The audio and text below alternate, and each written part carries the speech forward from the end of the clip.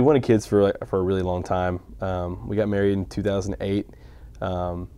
Brittany wanted kids from the very beginning, like married, like she wanted kids right away, but she was in college and I was in college, and it was like, no, we can't have kids right now. It was just too early. I wanted to be married for a little while before things got too far into adult life and have a little fun, but I'd say it was a couple years after we got married we really wanted kids, but we didn't know if we could have kids, to be honest. Not even a week after I graduated, I ended up having surgery. And I'd had surgery my junior year. Well, I found out I had severe endometriosis, which is a female condition. The summer after we graduated, I ended up having another surgery. And they ended up telling me that they had to remove my left ovary and left fallopian tube. So I only have half of that. And they even told me because the ovary and fallopian tube sectioned itself onto my pelvic bone because of the endometriosis. They told me my right side was almost completely covered as well. And that more than likely I wasn't going to be able to have children. They kept telling me over and over again, this isn't going to happen, and we just kept getting our hopes up and nothing happened. I don't know how many pregnancy tests we've taken throughout the years, and nothing, and I was just wishful thinking, and it was nothing. But this time around, I actually didn't think or know that I was pregnant. It was a couple of weeks before my menstrual, and I was so hungry. Like, I mean, eating everything. So it went on for like 2 weeks, and I go, Justin, there's something wrong. What is happening? One Sunday night, I remember, it was Sunday that we found out. I was like, you've got to go to the doctor, and we've got to try one more test and just see, what we can find out. I can't tell you how many times I've sat in the bathroom, and she's taking a pregnancy test, and I've grabbed it and held it till it turned, and just had to say, it says no, like a million times. I mean, we spent more money on pregnancy tests than, anything else, I feel like, so it happened a ton. And I really thought it was going to happen again. I mean, I saw it and turned it and showed it to her, and we immediately just embraced and like cried for, God, we probably cried on the bathroom floor for like 30 minutes. Seriously, it was just, it was amazing. I didn't really believe it until we went to the OBGYN that next week, and they said, yeah, you actually are. And it was just amazing.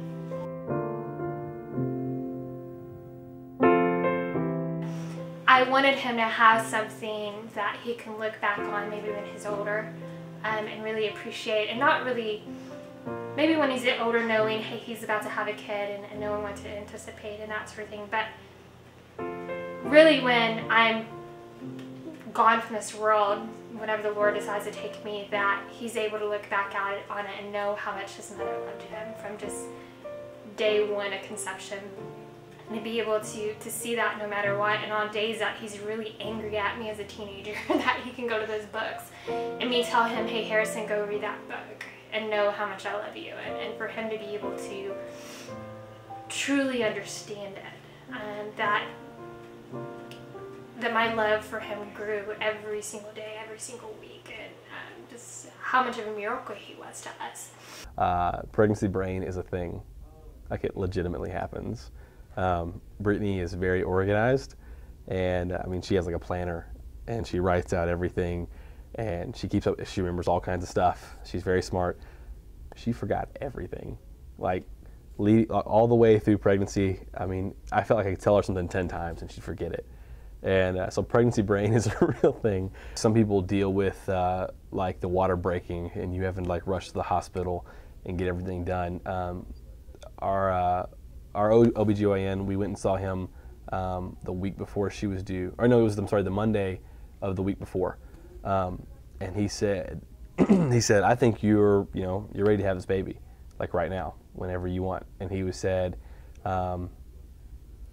tomorrow, I'll have you come in, and we'll induce you, and we'll do it at 8 a.m. in the morning, and you'll have the baby sometime tomorrow.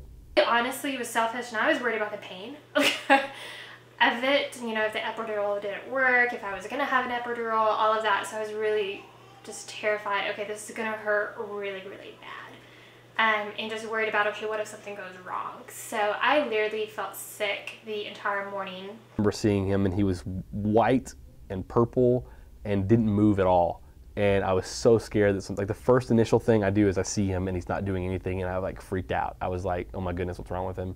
And then like 10 seconds later, they got all the stuff out of his mouth and he started screaming and everything, and the color came into him and all that kind of stuff. So that was really cool.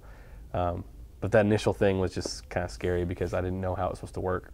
Had him in my chest, and I saw him, and because they laid him on my chest, and I was looking at him, and I was just in awe of him, but then I also was just like exhausted all at the same time. And there were so many family members everywhere and people around and holding him, and so really it didn't sink in until that night when everyone left.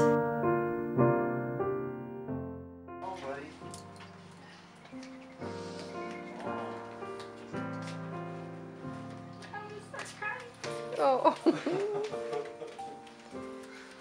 8 o'clock, most of the times when he wakes up, like for the day. He gets up multiple times during the night, but that's when he gets up for the day. He gets up at 8. Like, I get him ready, I get ready. Usually take a shower the night before, but I'll get him ready, get him dressed, out the door. At 11, he has his first bottle of the day. Somewhere in there's probably a changed diaper. Maybe we'll go to lunch, something like that. Go home. I have a class at 3, so the babysitter gets here I have the class at 3:30. The babysitter gets here at 3. At 3:30, I go to class until 4:50. Come right back home and get Harrison, the babysitter. She leaves. Brittany gets home about 8 most nights. So his next bottle's at 10. We eat, so 8:30, 8:45-ish. At 9, we give him his baby food. His last bit of baby food for the night. Then we play with him for a little bit. At about 9:30, he takes a bath. Give him a bath. It takes a solid 15 minutes after you give him a bath to get him like dressed, because he fights getting dressed. That boy will just like toss and he's strong. He'll toss and turn and jump around and fight. Can you say what? Get out of the bath. You gonna look at Blane? Get out of the bath. Alright, so Blane, now the fun gets started. This is the worst part of the night. It's terrible. And here's the issue, trying to get him changed while he doesn't roll over.